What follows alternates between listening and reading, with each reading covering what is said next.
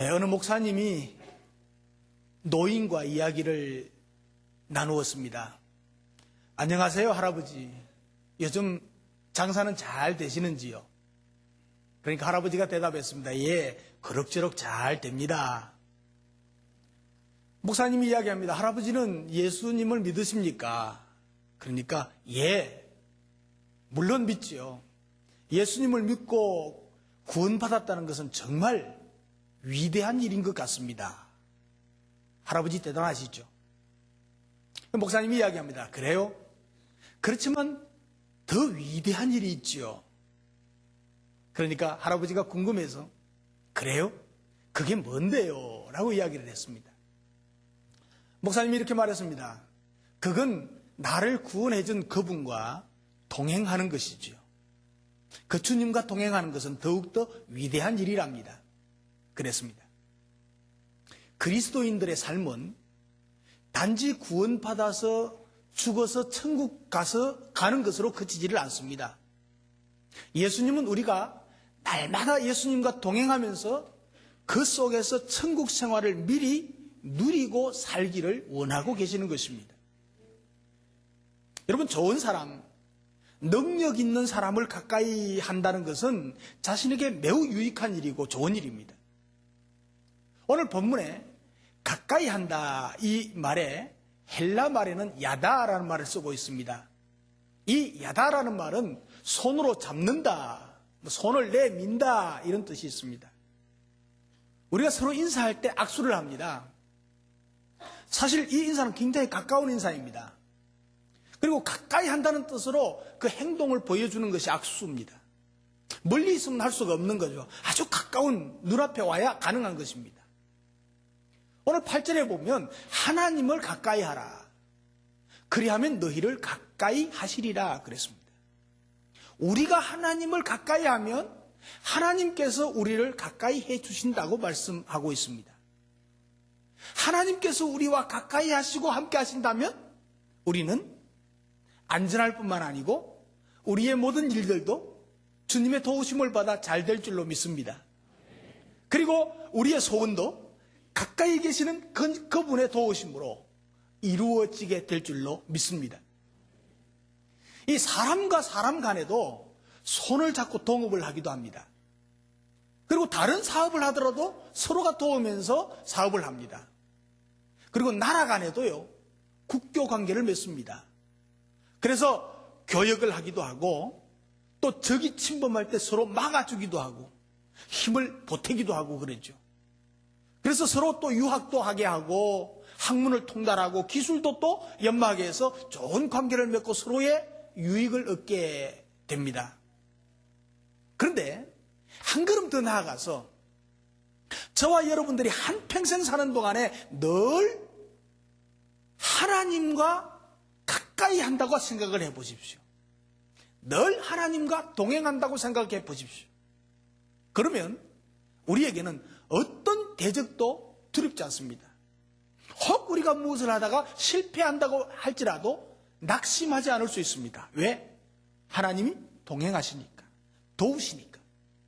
하나님이 이렇게 세워주실 것이고 하나님이 도와주실 것이기 때문에 나는 새롭게 일어설 수 있기 때문입니다. 시편 73편 28절에 보면 하나님께 가까이 함이 너에게 복이라 그랬습니다. 우리가 하나님께 가까이 하는 것이 우리에게 복이 되는 줄 믿으시기 바랍니다. 내가 주 여호와를 피난처로 삼을 수가 있습니다. 하나님께 가까이 하면 곧 나에게 복이 되고, 그리고 하나님께 가까이 하면 나의 피난처가 하나님이 되시는 것입니다. 그러니까 환난 때에 안전을 보장해 주는 피난처가 하나님이 되시는 것입니다. 위험한 때에 보호해 주시는 하나님의 손길이 가까이 계시는 하나님께로부터 우리는 도움을 얻을 수가 있습니다. 그리고 흉년 때에도 IMF가 와도 기근 때에도 모든 지원을 받을 수 있는 손길을 경험할 수가 있습니다. 원수마귀가 손을 대지 못하도록 가까이 계신 하나님께서 나를 지켜주실 줄로 믿습니다. 시편 63편 8절에 보면 나의 영혼이 주를 가까이 따르니 주의 오른손이 나를 붙드신다 그랬습니다. 우리가 주님을 가까이 따르면 바로 주님의 오른손이 우리를 늘 붙들어 준다고 말씀합니다. 뭐 하나님이 오른손이 있고 왼손이 있습니까만은 우리 사람들이 이해하기 쉽도록 표현한 것이죠. 가끔 가다가 왼손이 힘센 사람이 있어요. 근데 그건 좀 별종입니다. 예. 근데 대부분은 보통 사람들은 오른쪽이 힘이 셉니다. 저도 그래서 오른쪽이 힘이 세거든요. 보편적인 사람이라서. 하나님께서 더 힘센 팔로 더 온전하게 더 완전하게 붙들어 주시고 지켜주시고 인도해 주신다는 말씀이 있습니다. 그러면 어떤 자가 하나님을 가까이 하는 자일까? 하나님을 가까이 하는 사람은 어떤 자여야 할까 하는 것을 오늘 생각해 보려고 합니다. 하나님을 가까이 하려면 우리가 세상과 친하지 말아야 합니다. 옆 사람 보고 세상과 친하지 맙시다. 이 세상과 친하지 말라는 세상과 벗하지 말아라 이렇게 표현하고 있습니다. 오늘 4절 말씀을 보면 가늠하는 여자들이여 세상과 벗된 것이 하나님의 원수임을 알지 못하느냐. 세상과 벗하면 세상과 친하면 하나님과는 원수가 된다 이렇게 말씀합니다. 그런즉 누구든지 세상과 벗이 되고자 하는 자는 스스로 하나님과 원수되게 하는 것이니라. 세상과 벗이 되고 세상과 친해지면 하나님과 원수되는 길을 만드는 것이라는 것입니다. 여기에 가늠하는 여자들이여 하는 것은 여자들 보고 하는 말 아닙니다. 하나님을 떠나서 세상과 벗된 사람들이여 이 말입니다. 하나님을 떠나고 세상과 친구하고 세상과 벗하고 사는 사람들을 그렇게 표현한 것입니다. 여러분 아무리 세상이 좋게 보여도 이 세상과 가까워지면 하나님과 원수가 되는 것입니다. 하나님과 원수가 되고 세상과 벗하게 되면 하나님을 염두에 두지 않게 돼요.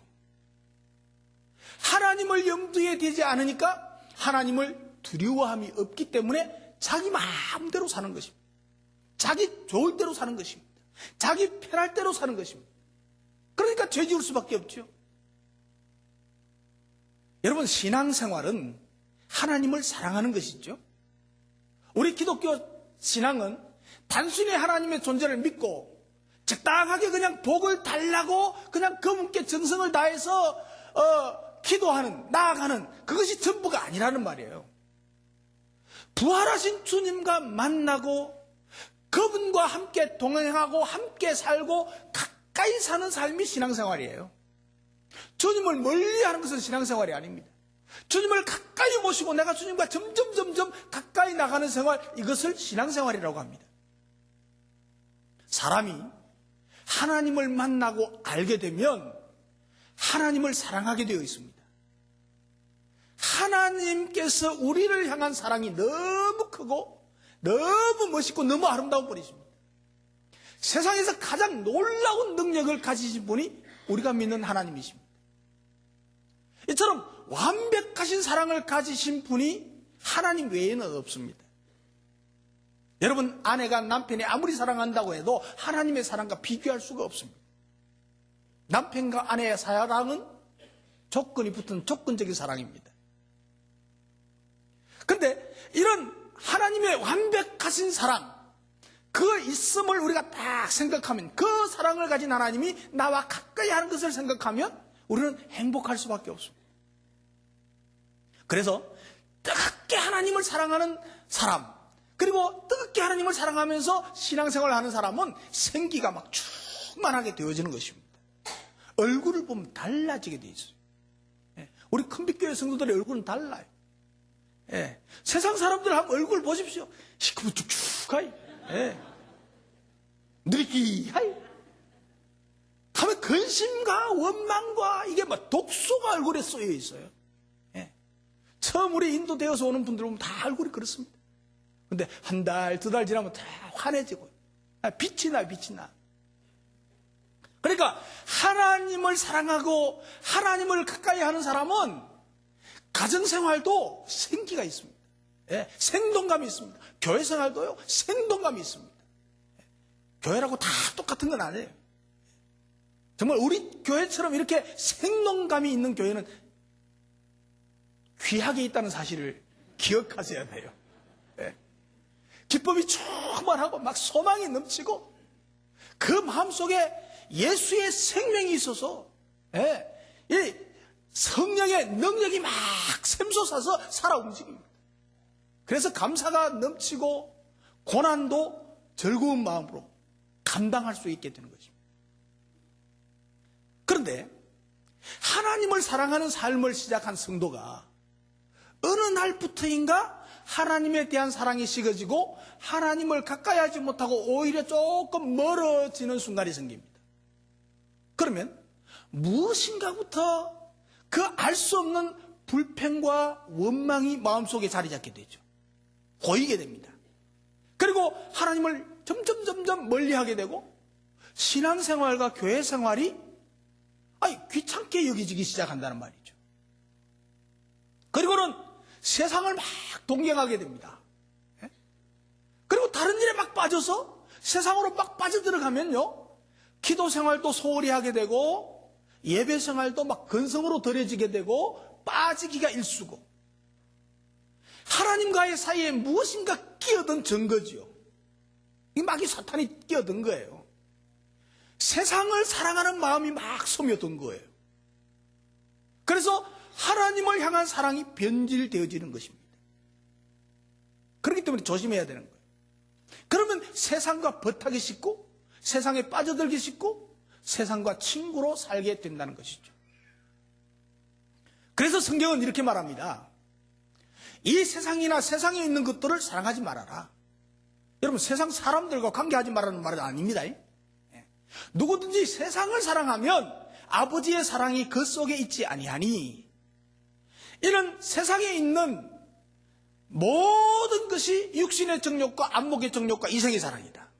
세상에 있는 모든 것들은 육신의 정욕과 이생의 사랑과 안목의 정욕이다. 그것이 아버지 하나님께로부터 쫓아온 것이 아니고 세상으로부터 쫓아온 것이다, 이것은. 그러니까 세상으로부터 쫓아온 것은 질이 다르다는 거죠. 이 세상과 세상의 것을 사랑하면 하나님의 사랑이 그 속에 있지 않게 됩니다. 빠져나가게 됩니다. 이렇게 성경은 경고합니다. 세상과 벗이 되면 하나님과는 더 이상 벗이 될 수가 없다는 거예요.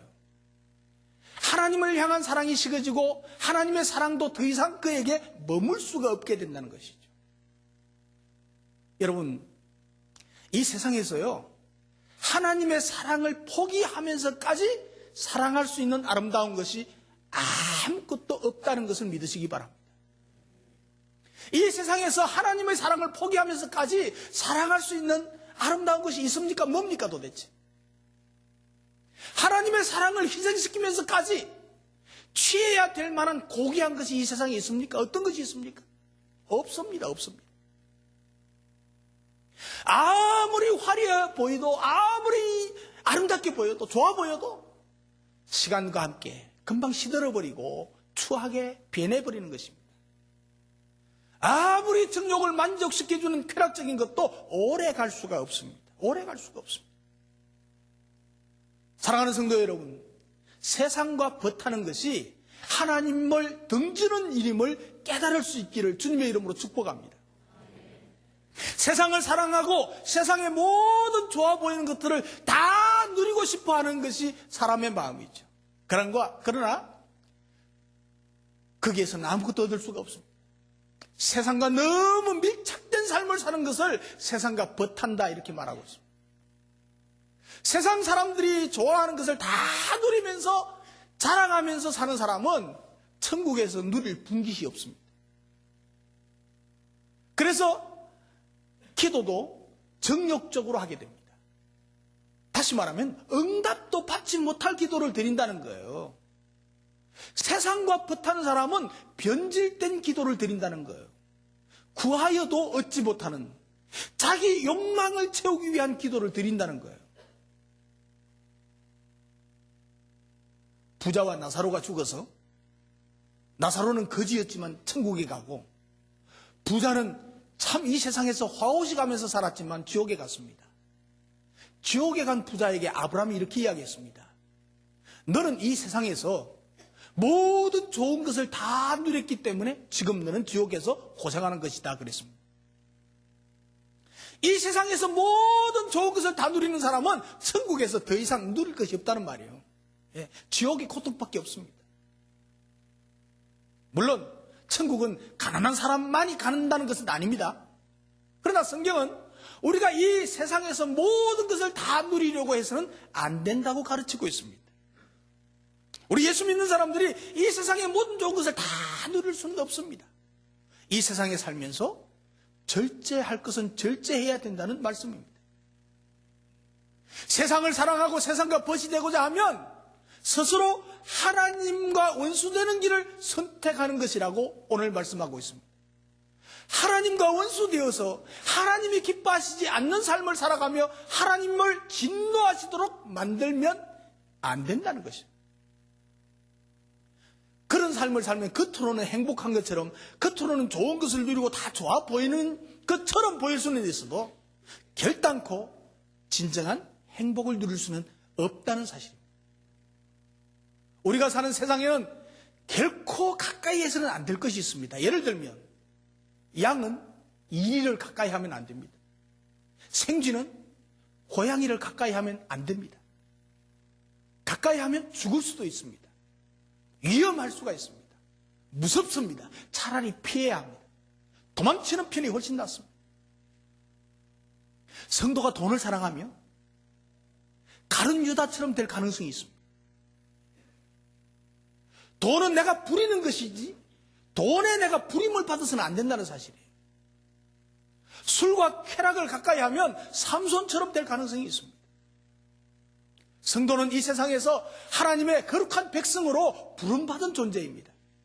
그러므로 우리는 세상을 친구하고 세상을 가까이 하면 세상과 벗이 되면 안 된다는 얘기예요. 우리는 이 세상을 정복해야 될 사람이고 이 세상 사람들을 주께로 그 영혼을 구원해야 될 사람입니다. 그런데 세상 속에 들어가서 세상 속에서 사로잡혀 살아가는 존재가 되어서는 안 된다는 말씀을 하고 있는 것입니다. 세상과 벗이 되면 하나님을 가까이 할 수 없다는 사실을 믿으시기 바랍니다. 그리고 하나님을 가까이 하려면 뭘 해야 되느냐? 낮아져야 합니다. 낮아져야 합니다. 우리 옆 사람 보고 많이 낮아지십시다. 한 번 더요. 스스로 낮아지십시다. 낮아져야 하나님을 가까이 할 수가 있고 하나님이 가까이 하신다고 말씀하고 있습니다. 오늘 10절에 보면 주 앞에서 낮추라. 주 앞에서 낮추라. 그리하면 주께서 너희를 높이시리라. 내가 높아진다고 높아지는 게 아니에요. 나는 낮추고 또 낮추면 누가 높여줘요? 주님께서 나를 높여주신대요. 오늘 6절에도 그러나 더욱 큰 은혜를 주신다니. 하나님께서 더욱 큰 은혜를 주신대요. 어떤 자에게? 하나님이 교만한 자를 물리치시고 겸손한 자에게 은혜를 주신다 그랬습니다. 겸손한 것은 높아지는 겁니까? 낮아지는 겁니까? 낮아지는 자. 나를 낮추는 자를 주님께서 은혜를 주시고 높여주신다. 여러분, 하나님은 교만한 자를 가까이 두신 일이 없습니다. 하나님은 언제나 겸손한 자에게 은혜를 주시는 분이신 것을 믿으시기 바랍니다. 이스라엘 초대왕 누굽니까? 사울이죠, 사울. 사울은요, 처음에 얼마나 겸손했는지 몰라요. 스스로 자기를 낮추었어요. 얼마나 낮추었는지 몰라요. 그런데 마음에 들어가지고 왕으로 세웠어요. 그런데 자기를 작은 자로 여길 때는 높여가지고 왕으로 세웠는데 왕이 되고 나니까 교만해져가지고 스스로 자기를 막 높이는 거예요. 하나님을 버리는 거예요. 아나무인이에요. 자기가 제사장 역할도 하고 자기가 왕 노릇도 하고 하나님 노릇도 하고 다 하는 거예요. 그때 하나님께서 사울왕을 버리셨어요. 버림받은 사울왕은 왕궁에서도 쫓겨났습니다. 또한 자식에게도 버림을 받았어요. 그래서 잠언 16장 18절에 있는 말씀대로 교만은 패망의 선봉이요. 교만은 패망의 선봉. 거만한 마음은 넘어짐의 앞잡이니라. 여러분, 우리에게 교만한 마음, 거만한 마음, 그리고 스스로 높이려는 마음이 있는가, 이 시간 한번 살펴볼 수 있기를 주님의 이름으로 축복합니다. 초대 기독교 교부였던 어거스틴이 하루는 제자들에게 질문을 받았습니다. 제자들이 이렇게 질문했습니다. 선생님, 훌륭한 크리스찬이 되는 길이 뭡니까?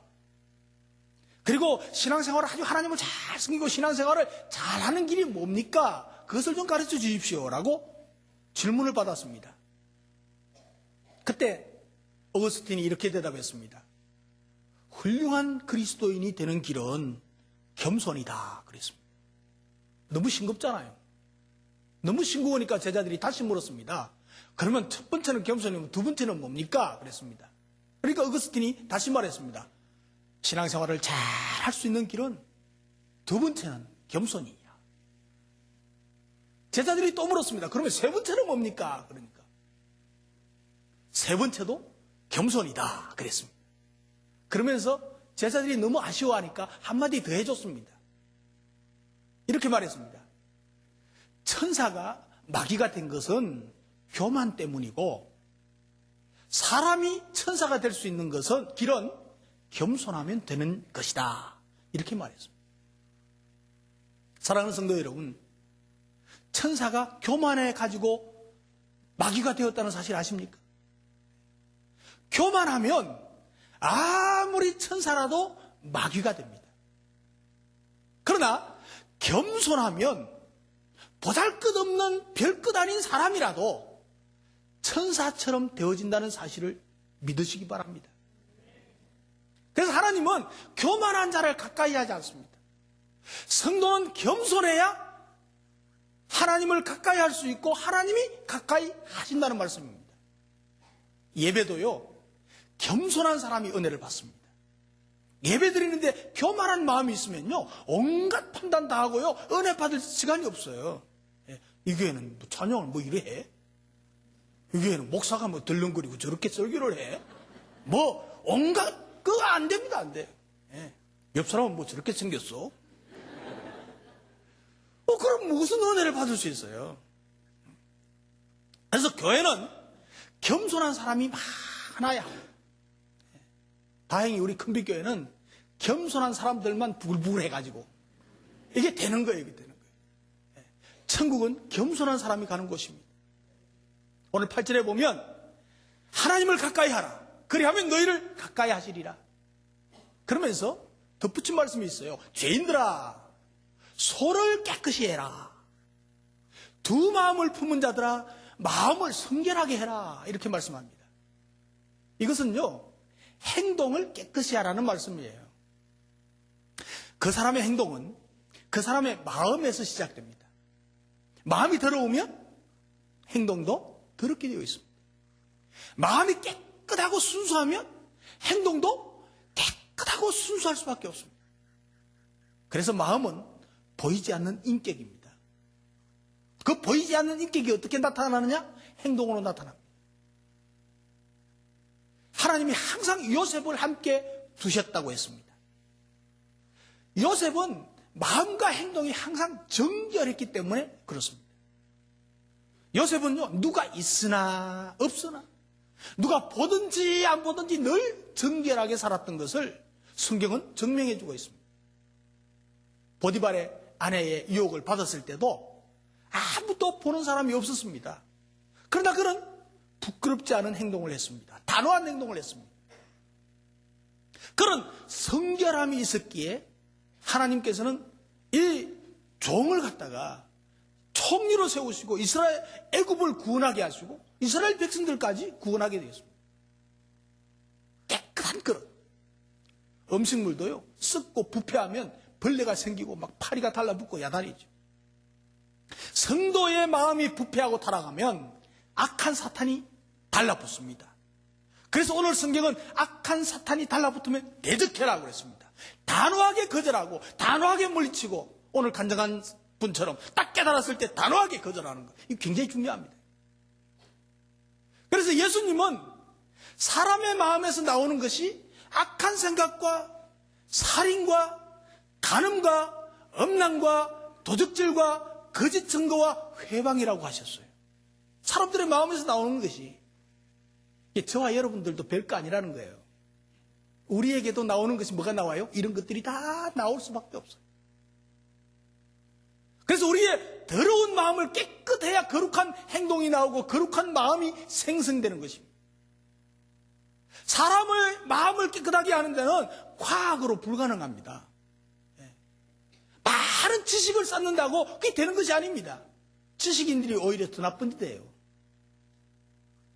의술이 우리의 마음을 깨끗하게 해줄 수가 없습니다. 아무리 교육해도 교육으로 우리의 마음을 깨끗할 수 없습니다. 물질로도 불가능합니다. 여러분, 요즘 세상이 막 악한 것을 보지 않습니까? 교육이 선하게 할 수가 없고 사회가 선하게 할 수가 없어요. 과학이 사람을 바꿀 수도 없습니다. 오직 예수님의 십자가의 보혈로 사람의 더러운 마음을 씻어낼 수가 있다는 사실 믿으시기 바랍니다. 오직 주님의 보혈 의지해야 돼요. 주님께서 내 죄를 위해서 십자가에 못 박게 해주셔서 죄를 씻어주셨으니까 다시금 내가 내 속에서 나오는 죄를 깨끗이 정결케 해서 그 죄를 안 해야 될 거 아닙니까? 그분만이 우리를 깨끗하게 하실 수 있고 그분만을 의지해야 돼요. 여러분, 지금도 성령님께서 우리의 마음을 계속 깨끗하게 정화시키고 있다는 사실을 믿으시기 바랍니다. 그분을 의지하면 돼요. 성령께서 오셔야 우리 마음을 깨끗하게 되는 것입니다.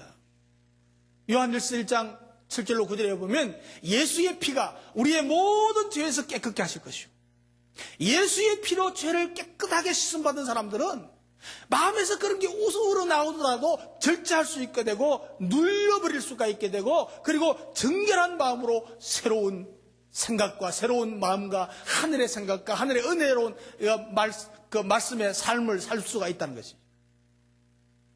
저는 미쁘시고 의로우사 우리 죄를 사하시며 모든 불의에서 우리를 깨끗게 하실 것이요. 모든 불의에서 우리를 깨끗게 하는 것은 예수 그리스도의 피. 168장에 보면 찬송에 보면 내 주의 보혈은 정하고 정하다. 내 죄를 정케 하신 주가 날로라 하시니 내가 주께로 지금 가오니 골고다의 보혈로 날 씻어 주옵소서. 내가 주님께 가까이 나가면 주님께서 골고다의 그 보혈로 나를 깨끗이 씻게 해주시니까 내가 주님께 가까이 나가면 주님께서 나를 주님의 피로 깨끗이 씻어주시고 내 마음을 정화시켜 줍니다. 여러분, 주방장이요 급하다고 아무 그릇이나 막 쓰는 것이 아닙니다. 깨끗한 그릇들을 골라서 자기가 정성껏 만든 음식을 거기에 담아 쓰는 것입니다. 마찬가지로 하나님께서도 아무 사람이나 쓰시는 것이 아닙니다. 하나님께서 아무 사람이나 가까이 하는 것이 아닙니다. 깨끗한 성도를 사용하십니다. 교회가 깨끗하면 그 교회를 들어 그 시대에 사용하시는 것입니다. 그 집안이 성결하면 그 집안을 하나님께서 들어서 쓰십니다. 그래서 자손 대대로 특별히 잘 되게 하십니다. 다윗을 보십시오. 다윗 하나뿐만 아니고 그 자손 대대로 하나님께서 책임져 주십니다. 민족뿐만 아니고 가정과 개인이 잘 되게 되는 것입니다. 그래서 주 앞에서 낮추라. 그리하면 주께서 너희를 높이시리라.